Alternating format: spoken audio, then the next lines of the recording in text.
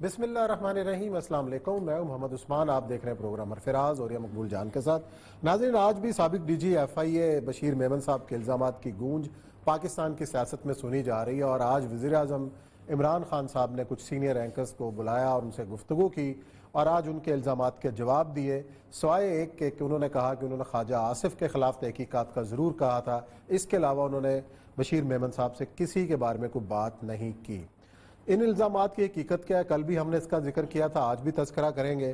ساتھ پروگرام کے اندر آج ذکر کریں گے کہ گوانتانامو بے کو بالآخر بند کرنے کا فیصلہ کیا گیا ہے۔ اوباما نے بڑا یہ اعلان کیا تھا اپنے انتخابی منشور میں بھی کہ اس کو بند کریں گے، لیکن نہیں کر پائے، لیکن اب جو ہے وہ فیصلہ کیا جا چکا ہے، اور آئندہ آنے والے دنوں میں یہ قصہ پارینہ ہو جائے گا۔ اس سے جڑی ہوئی کئی داستانیں ہیں، اس کا ذکر بھی کریں گے اپنے پروگرام کے اندر، اور پروگرام کے آخری حصے میں ذکر ہوگا مصر کا، جہاں اخوان المسلمون کی قیادت آج بھی جیلوں میں قید کی جو ابتلا جو ہے اس کا سامنا کر رہی ہے، اور ایک جید عالم دین شیخ الحدیث 80 سال کے عبد الرحیم جبرائیل کو آج پھانسی دے دی گئی۔ اخوان کے بڑے مرکزی رہنما تھے، اس سے پہلے کئی رہنماؤں کو جو ہے وہ پھانسی دی جا چکی ہے، اس پر ذکر کریں گے۔ بڑھتے ہیں پہلے موضوع کی جانب، اور یہ سب پاکستان کی سیاست سے الزام در الزام جواب، اس کا جوابی الزامات کا ہم ایک عرصے سے دیکھ رہے ہیں، لیکن جو عوامی ایشوز ہیں، عوام کو ریلیف کی بات ہے، وہ کہیں اس کا کوئی دور دور تک کوئی آثار نظر نہیں آ رہے۔ یہ کیا چلن ہے، کیا ہے سلسلہ؟ دیکھیں، ایک تو میں بہت عرصے سے اس چیز کا قائل ہوں کہ جو بھی بیوروکریٹ ہو، جرنیل ہو یا سیاستدان ہو، جب وہ ریٹائر ہو کے کوئی گفتگو کرے اور بیان دے کہ میں یہ ہوا تھا اور یہ ایسا، تو سب سے پہلی بات یہ ہے کہ سب سے پہلے ایف آئی آر اس پہ درج ہونی چاہیے۔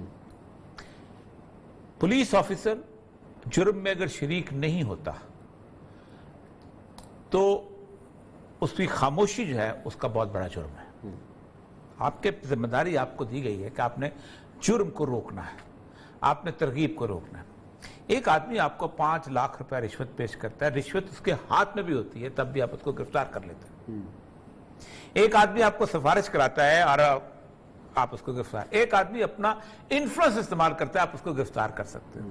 یہ ساری چیزیں موجود ہیں، لیکن مسئلہ سارا یہ ہے کہ پاکستان کا پریس ہو، پاکستان کی سیاستدان ہو، پاکستان کا سوشل میڈیا ہو، انہوں نے یہ ایک عادت بنا لی ہوئی ہے کہ جس بندے نے بھی بعد میں جا کے اس کو ہیرو بناتے ہیں، کیا بات ہے روہیدات خان صاحب کی، کیا بات ہے جناب سردار کون سا تھے وہ اپنا آئی جی ہوتے تھے ان کی، کیا بات ہے۔ میں تو قدرت اللہ شہاب کو بھی اس جرم سے ایبزالو نہیں کرتا ہوں، کیونکہ جو بھی تھا قدرت اللہ شہاب جیسے بھی آپ جو مرضی کہیں ڈیوٹی پہ تھے، جو بھی روحانی لیول اور چیز ہے، بنیادی طور پہ آپ نے یہاں کھڑا ہونا ہے۔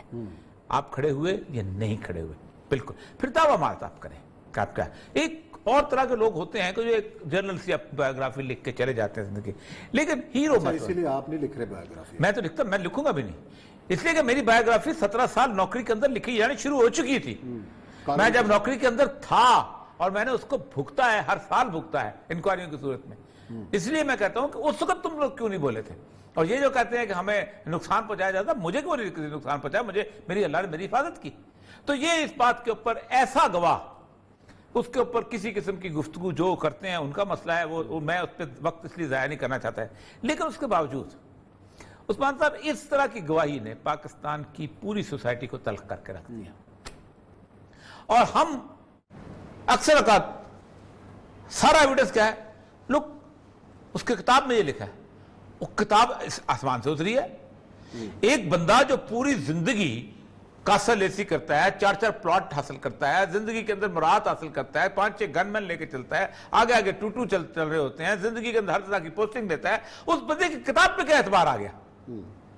جو بندہ خروشچیف کے زمانے میں، وہ ایک بندہ جو تھا خروشچیف تقریر کر رہا تھا سٹالن کے خلاف، کیونکہ سٹالن بڑا ظالم آدمی تھا، تو ایک بندہ اس کے کھڑا ہو گیا، تو اس نے کہا تم کدھر سے اس وقت جب تم کون ہے یہ گستاخ؟ اس نے جیسے آپریشن بولا، سناٹا چھا گیا، کوئی نہیں بولا۔ اس نے کہا میں اس وقت وہیں تھا جس وقت جہاں اس وقت تم ہو، کیونکہ میں بھی ایسے تھا۔ اور باقی یہ وہ چیزیں ہیں کہ جو بنیادی طور یہ کوفے کا ایٹیچیوڈ ہے کہ ماتم، جیسے زمام جان العابدین کے وہی تو فکریں ہیں کہ کوفہ تم کو بھولے ہیں، جب سیدنا امام حسین کی شہادت ہوئی تم خاموش تھے، تم چپ تھے، تمہاری زبانیں بند تھی، तुम इब्न ज़ाद में चूक गए थे। जब हुसैन इस दुनिया से चले जाए, शहादत के सरफराज हो जाए, फिर मातम करने का क्या फायदा? बशीर मेमन करे या कोई और करे? ये कौन सी बात आ गई? ये कहां से खड़े होके आ गए?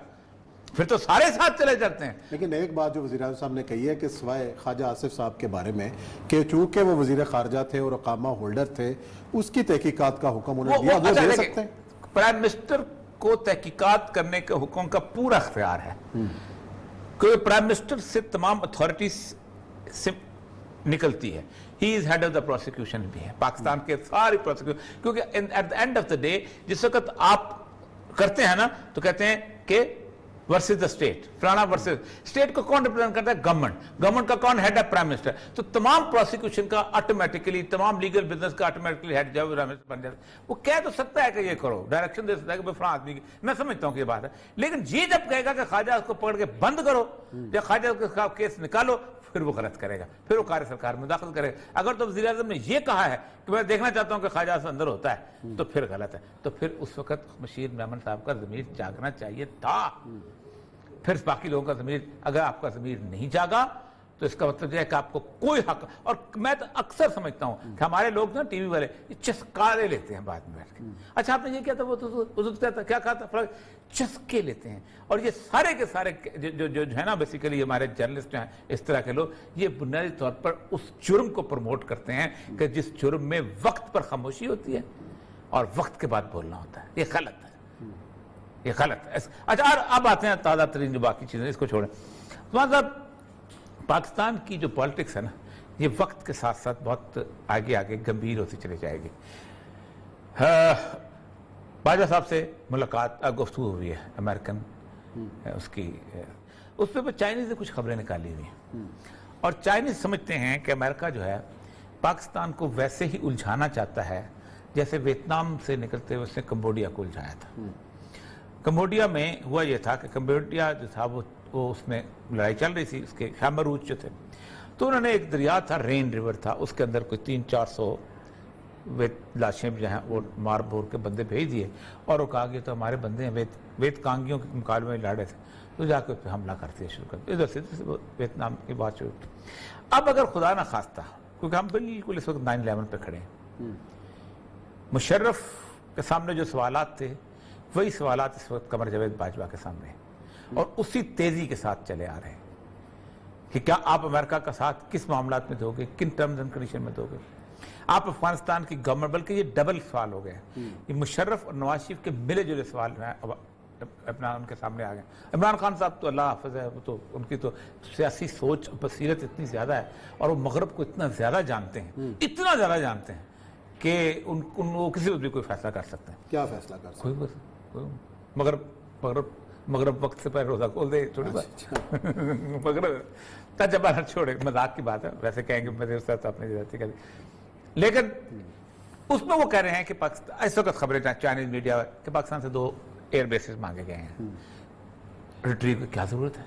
कोई जरूरत नहीं आपने, लेकिन मसला सारा ये है कि वो चाहते ये हैं कि तालिबान जो है उनका पाकिस्तान के साथ एक रिफ्ट पैदा हो और पाकिस्तान फिर दोबारा डिस्टेबलाइज हो जाए, क्योंकि मकसद अफगानिस्तान को डिस्टेबलाइज नहीं करना, मकसद पाकिस्तान को डिस्टेबलाइज करना ताकि CPEC न चले यहाँ पर, क्योंकि तालिबान अगर वहां लड़ते हैं तो किसी को कोई फर्क नहीं पड़ता। अच्छा जी, आज कराची के अंदर जो है ज़िमनी इंतखाब हुआ है, और अब तक के जो नताइज हैं, जो कुछ 40-42 हल्कों के हैं, उसमें नून लीग आगे जा रही है, मामूली फर्क है, और वोटिंग भी बहुत ज्यादा नहीं हुई है, थोड़ी हुई है। दूसरे नंबर पे पीपल्स पार्टी, कभी PSP है, कभी जो है वो PTI है, TLP कभी अच्छे वोट ले रही है, जो कुछ अरसा से जो कालदम जमात भी थे, तो ये ऊपर नीचे चल रहा है, कभी दूसरे पे कभी तीसरे पे। वो लोकेलिटीज है, मिक्स लोकेलिटी है, तो देखें क्या होता है, क्या नतीजा निकलता है। और मिफ्ताह इस्माइल लेकिन मिफ्ताह जो भी है, कुछ जिस बंदे की तारीफ करनी चाहिए वो करनी चाहिए। मिफ्ताह इस्माइल जो है वो कंपैरेटिवली बेटर आदमी है। आपको पता है तमाम तर परेशानी मुसीबत, अगरचे उसने एक बड़ी गलती की थी कि सारे कांटे इमरान खान के रास्ते में बजट ला के बोए थे आखिरी बजट में, लेकिन उसने जो डॉलर को हकीकत पे लेके आके खड़ा किया, उसने रियलिटी फेस करो यार, ये क्या तुमने आर्टिफिशियल, एकदम बम फटेगा तो मातशना के पूरा मुल्क तबाह हो जाएगा।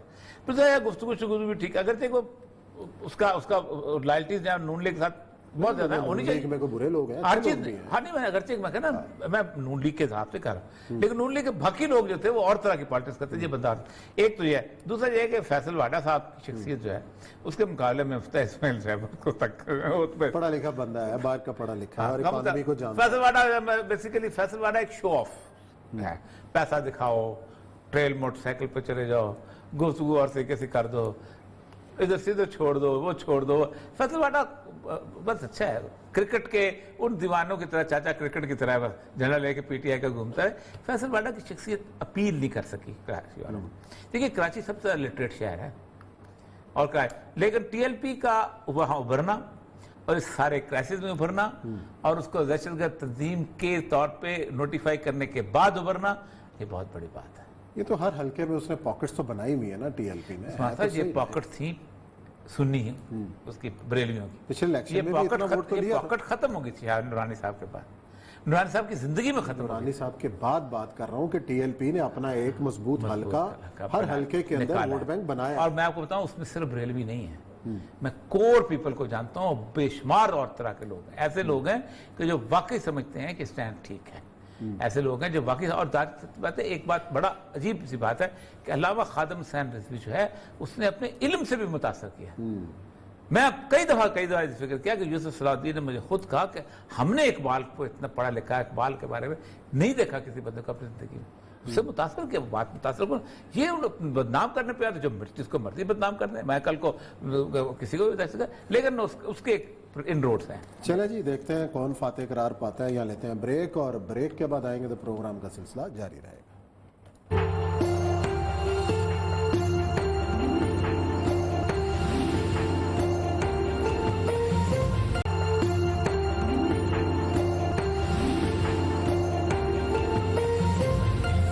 जी नाज़रीन ये ख्यालात थे ग्वांतानामो बे के बारे में साबिक अमेरिकी सदर बारक ओबामा के लेकिन इतना अरसा गुजर गया अपने इस ऐलान के ऊपर अमल दरामद ना करा सके बिल आखिर अब जो है ये फैसला हो चुका है कि ये सेंटर बंद कर दिया जाएगा। ग्वांतानामो बे बहुत सी कहानियां हैं बहुत सी किताबें लिखी गई जो जुल्म वहाँ पे कैदियों के साथ रवा रखे गए उसकी अपनी दास्तान उसका तस्करा करते हैं और ये सब ओबामा ने अपने इंतखाबी मंशूर में भी ये बात कही और पहली स्पीच के अंदर भी जो हमने सुनाई भी ये बात की इतनी देर क्यों लगी रुकावट क्या थी अमरीकी इस्टेब्लिशमेंट आड़े आ गई कि इसको बंद नहीं करना और इसकी यूटिलिटी क्या थी। देखें 73 ईयर्स पहले ये जो है इलाका जो है इसको एक बहुत बड़े जेल में कन्वर्ट किया गया था। ये क्यूबा की सरजमीन के ऊपर है ये अमेरिकन सॉइल के ऊपर नहीं। वो जब ओबामा भी कह रहा था ना कि हमने यहाँ इसलिए मुकदमे बंदे रखे ताकि वो अमेरिका पे मुकदमा ना कर सके क्योंकि ये अमेरिकन टेरिटरी के ऊपर नहीं है। अमेरिका की जो सुप्रीम कोर्ट है अमेरिका की जो अदालतें हैं वो बुनियादी तौर पर अमेरिका के अंदर जो मौजूद लोग होते हैं उसकी टेरिटरी के मौजूद होते हैं उसको करते हैं। और उसमें आज भी इसने जो बाइडेन ने कहा है कि United state should not be the world jailer हम वर्ल्ड जेलर नहीं बनना चाहते। उसने कहा कि 14 साल पहले जिस वक्त मैं वहाँ गया क्योंकि ये जो बुश के आने से 3-4 महीने पहले नेशनल सिक्योरिटी एडवाइजर था जो बाइडेन जब बुश आया तो चूंकि पार्टी बदल गई थी तो उसको उन्होंने निकाल दिया रिपब्लिकन आ गई थी तो उसके बाद कहता है कि फिर मैं आउट हो गया।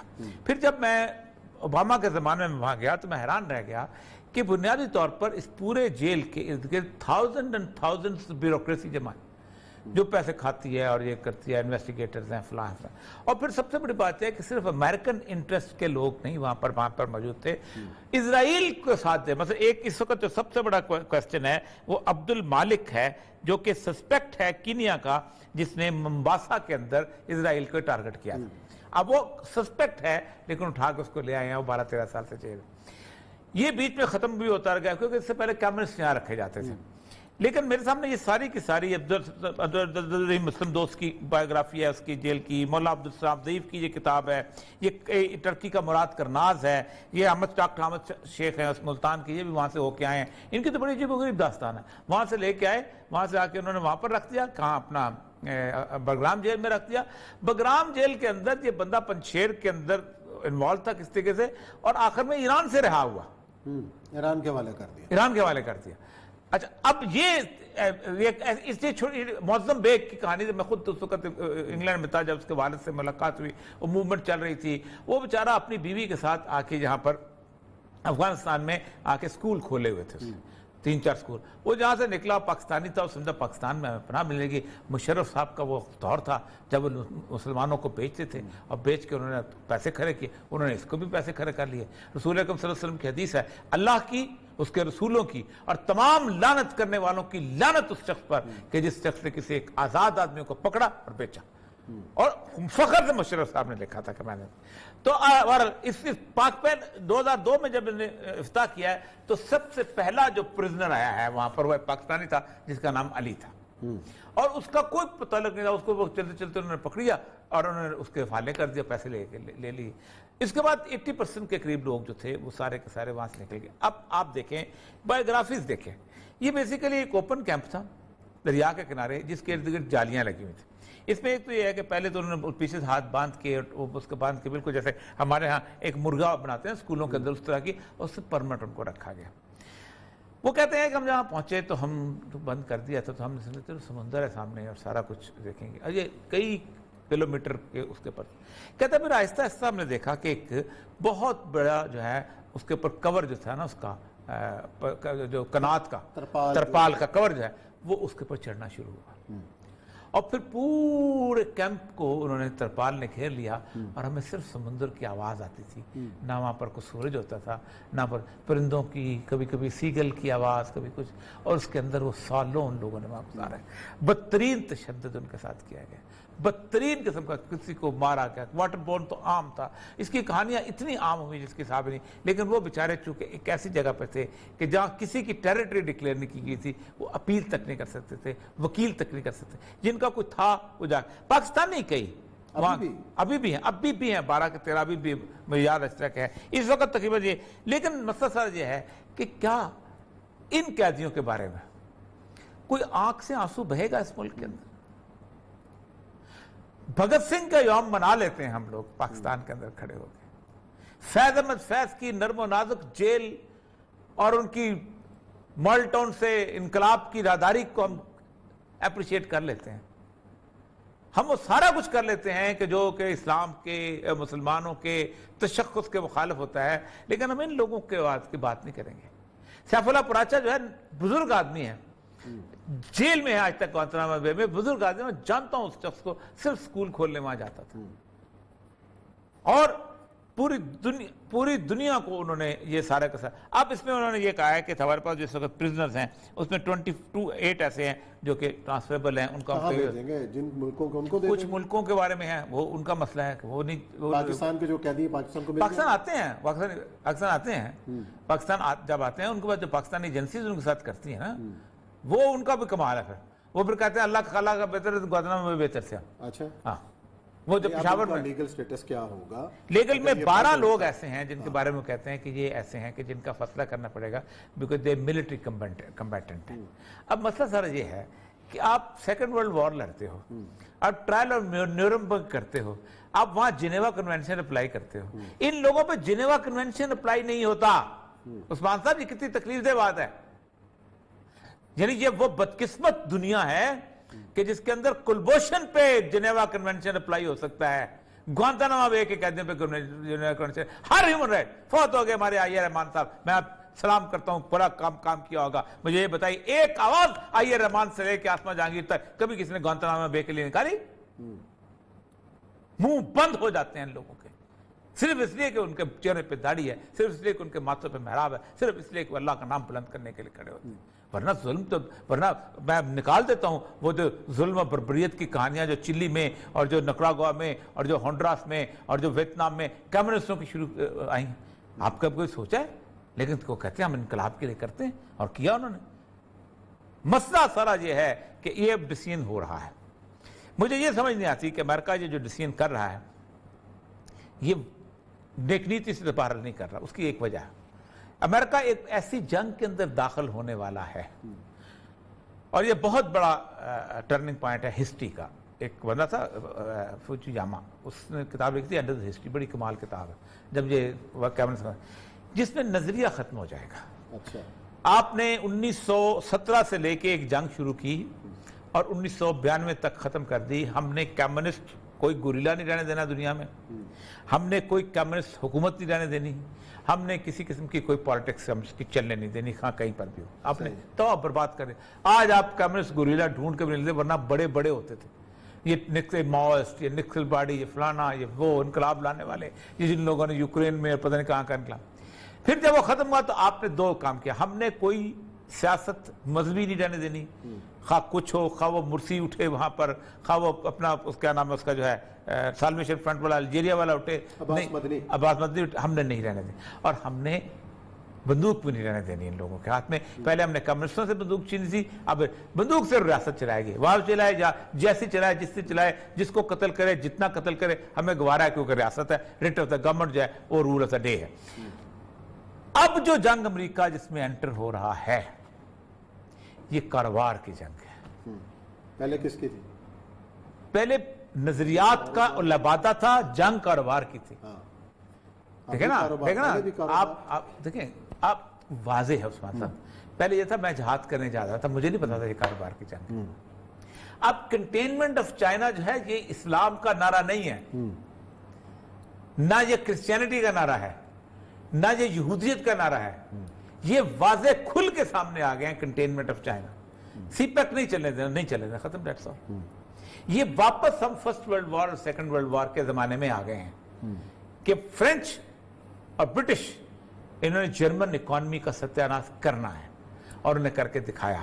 اب وہ چائنیز اکانومی چل رہے ہیں، اللہ رحم کرے، لیکن یہ بڑی جلدی چیزیں بدل رہی ہیں، جتنی جلدی مجھے لگ رہی ہے مطلب دیکھیں فورسز اتار دی یوکرین کے اندر، وہ بھی وہاں پر آ گیا، یہاں پر اس وقت 3,70,000 پہنچ گئے۔ اس وقت آپ اندازہ کریں کہ انہوں نے کہا ہے کہ ہم نے 10 جہاز اس چھوٹی سی بندرگاہ پہ پہنچا دیے ہیں جو کہ جاپنیز آئی لینڈ کے سامنے رشیا کی واحد پورٹ ہے، اور بلاکا میں وہاں پہلے سے کھڑے ہیں۔ اس کا مطلب یہ ہے کہ جب ایک آدمی کو آپ کے پیچھے ارد گرد جب بھیڑیے آگے کھڑے ہو جائیں گے تو کچھ نہ کچھ تو کرے گا نا آگے سے۔ چلیں جی بریک لیتے ہیں، بریک کے بعد آئیں گے اور کچھ ذکر کریں گے مصر کی اخوان المسلمون۔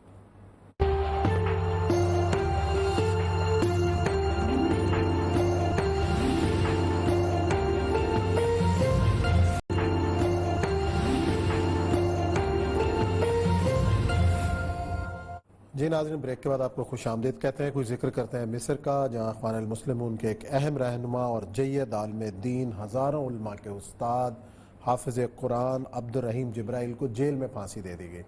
80 سال کے مولانا عبد الرحیم صاحب جو ہیں 2013 سے ایک ایسے مظاہرے میں شرکت کرنے کی پاداش کے اندر جو ہے گرفتار تھے کہ جس پہ الزام لگایا گیا کہ انہوں نے پولیس والوں پر حملہ کیا، جبکہ عینی شاہدین کا یہ کہنا ہے کہ وہ مسجد سے کبھی باہر نکلے ہی نہیں۔ یہ ایک کہانی ایسی نہیں ہے ابتلاء اور آزمائش کی۔ اس سے پہلے سید محمد بدی جو اخوان المسلمین کے مرشد عام تھے وہ بھی جیل میں اپنی زندگی کی بازی ہار گئے، اور اس سے بڑے جو صدر تھے پہلے منتخب صدر محمد مرسی، ان کا بھی جیل کے اندر انتقال ہوا۔ اور یہ سب یہ عظیمت کا جو قافلہ ہے، یہ تو جو ہم زینب الغزالی سے شروع ہوتے ہیں، سید قطب سے شروع ہوتے ہیں، حسن البنا سے شروع ہوتے ہیں، تو یہ ابتلاء اور آزمائش جتنی اخوان المسلمون کے اوپر آئی ہے۔ اچھا، اخوان المسلمون کی بھی ایک بات تو، ایک کتاب ہے کیرن آرمسٹرانگ کی کتاب ہے بیٹل فار دا گاڈ، اللہ کے لیے جنگ۔ اس کے اندر اس نے ایک چیپٹر لکھا ہے، اس نے کہا ہے کہ گزشتہ 400 سال سے بنیادی طور پر مسلم امہ کے اندر یہ تصور راسخ ہو گیا تھا کہ دین بنیادی طور پر ویلفیئر ہے، پل بنا، چاہ بنا، مسجد و تالاب بنا، کام اچھے کر اور فیض کے اسباب بنا، یہ بنیادی طور پر تھے۔ اس نے کہا کہ مولانا مودودی کی کچھ کتابیں جن میں تجدید آیا دین اور یہ تصور جو تھا کہ بنیادی طور پر دین جو ہے ایک ویسٹرن کلچر کے مقابلے پہ ایک دوسرا کلچر ہے، نظام حیات ہے، جس کے بارے میں وہ مشہور کیا کہتا ہوں قرآن پاک کی آیت ہے کہ لیجذب طریقتکم المثلی، کہ یہ تمہارے سے تمہارا آئیڈیل لائف سٹائل چھیننا چاہتے ہیں مسلمان جو ہیں۔ یہ جو شاندار، یہ ملا کٹ ملا بنا دیں گے سارا کو، وہ خوف فرعون کو خوف تھا۔ تو وہی کیفیت اس کے اوپر پھر کہتے ہیں یہ کتابیں ترجمہ ہوئی اور یہ جیل میں ملی سید قطب کو اور ان لوگوں، مولانا مودودی کی کتابیں۔ اور مولانا مودودی نے پورے کے پورے ملت اسلامیہ کو ایک بالکل ڈیفرنٹ اسلام کا تصور دیا جو اوریجنل اسلام تھا رسول اللہ صلی اللہ علیہ وسلم کے زمانے میں، جس کے بارے میں ڈاکٹر شریعتی یہ کہتا ہے کہ تشیع دو قسم کے ہیں. ایک وہ تشیع ہے جو سرخ ہے، جو قیام ہے، جو سیدنا امام حسین ہے، جو زید بن علی ہے، جو لڑتا ہے. اور ایک وہ تشیع ہے جو صفوی ہے، جو کالا تشیع ہے، جس میں ماتم ہے، جس میں گریہ ہے، جس میں رات کو سو جانا ہے اس کو ماتم کرنے کے بعد، لیکن طاغوت کے مقابلہ نہیں کرنا. یہی تسنن یعنی سنی اسلام ہے. ایک وہ ہے کہ تبلیغ پہ نکل جانا ہے، یہ کرنا ہے، وہ کرنا ہے، دیگیں پکا دینی ہے. ایک یہ ہے کہ نہیں، مقابلے پہ کھڑا ہو. اسلام کو بیسط نظام نافذ کرنا، پولیٹیکل اسلام کا نام دیا. ہاں بالکل. وہ یہ الذین مکناہم فی الارض، جن کو ہم اختیار دیتے کیا کرتے ہیں؟ اقام الصلاۃ وآتوا الزکاۃ تنہون عن المنکر ونہون عن المنکر وتأمرون بالمعروف ونہون عن المنکر. یہ تو وہی بات ہوئی نا، مجاہد کے عظام اللہ کے اذان. تو اتنی آپ دیکھیں کہ 20 لاکھ لوگ تھے افغان المسلمون کے، جن کو جمال عبد الناصر نے 4 لاکھ کے قریب لوگوں کو شہید کر دیا تھا، پھانسیاں دے دی تھی. اسی کی روح سے افغان میں سے حماس نکلی ہے، اسی کی روح سے افغان مسلمون میں سے آگے بہت ساری تحریر پی، ساری تنظیمیں. عرب کے دنیا کو انہوں نے ایک دفعہ ہلا کے رکھ دیا تھا. رسول اکرم صلی اللہ علیہ وسلم کی جو حدیث ہے، جس کے اندر وہ ٹکڑا آتا ہے کہ خراب السند من الہند و خراب الہند من السین، ٹھیک، کہ سندھ کی خرابی ہماری خرابی ہند سے ہوگی اور ہند کی خرابی جو ہے وہ چین سے ہوگی. اس کی آغاز پتہ کہاں سے ہوتا ہے؟ کہ بیضاء الخرق، دنیا میں خرابی پیدا ہوگی، حتی تخرب المصر، پہلے جو خراب ہونے والا ہوگا وہ ملک مصر ہوگا. آپ اندازہ کریں کہ جو سپرنگ شروع ہوئی ہے وہ مصر سے شروع ہوئی ہے. جو حزب جو تحریر چوک کا شروع ہوا ہے، اور اس کے اندر جو سی سی نے، اور پھر آپ اندازہ کریں 65% ووٹ لے کے وہ بندہ آیا ہے، اور اس کو مرسی جو ہے، اور اس مرسی کو اس وقت میں جانے دیا، اور یہ سعودی عرب والے 10 ارب ڈالر ان کو دیے، اور اس کو آ کے لا کے اس کا مقابلہ کھڑا کر دیا. رمضان ہی کا تھا مہینہ، اور آج وہ جس بندے کو پھانسی دی گئی 80 سال کے، وہ اس کو روزے کے اندر وہ کیا ہے پھانسی. مجھے یاد ہے نعیم صدیقی صاحب نے جب افغان کو پھانسیاں ہوئی تھیں، جب سید قطب کو پھانسی ہوئی تو ایک کتاب لکھی تھی، پھر ایک کاروان لٹا، پھر ایک کاروان لٹا کے پھر آ گیا مقام غم، غم پھر آج پھر بھرے ہم نے جام غم، کنارے نیل چھا گئی پھر ایک بار شام غم.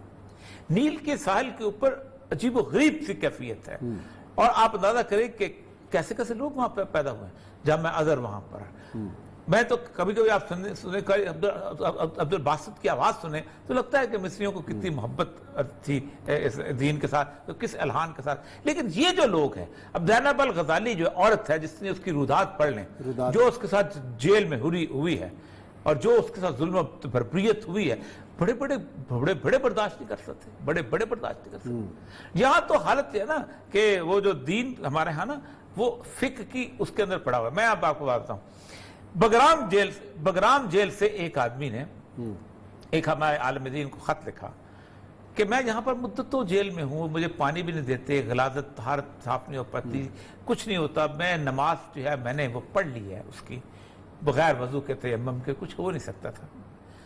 تو انہوں نے کہا کہ آپ اپنی نمازیں لوٹا دیں. مجھے غصہ آ گیا، مجھے احمد بن حنبل یاد آئے. احمد بن حنبل جس وقت کوڑے پڑھ رہے تھے تو خون سے جسم سے لت پت تھا، تو نماز اس قاضی نے کھڑی کی تو آپ اس میں نماز میں کھڑے ہو گئے جا کے خون کے اندر. تو اس نے واپس آ کے کہا کہ تمہارا تو لباس جو ہے وہ ناپاک ہے، تم نے نماز کیسے پڑھ دی؟ تو احمد بن حنبل نے کہا عمر ابن خطاب سے نہیں پوچھا تھا تم لوگوں نے جب اس نے نماز پڑھا دی. چلیں جی، اللہ تعالیٰ ان لوگوں کی قربانیاں قبول کرے، اور اس ماہ مبارک کے صدقے جو ہے ان کی ابتلا اور آزمائش کا دور ختم ہو. اسی نوٹ کے ساتھ پروگرام ختم کرتے ہیں. انشاءاللہ پیر کو نئے موضوعات کے ساتھ خدمت حاضر ہوں گے. اپنا خیال رکھیں. اللہ حافظ.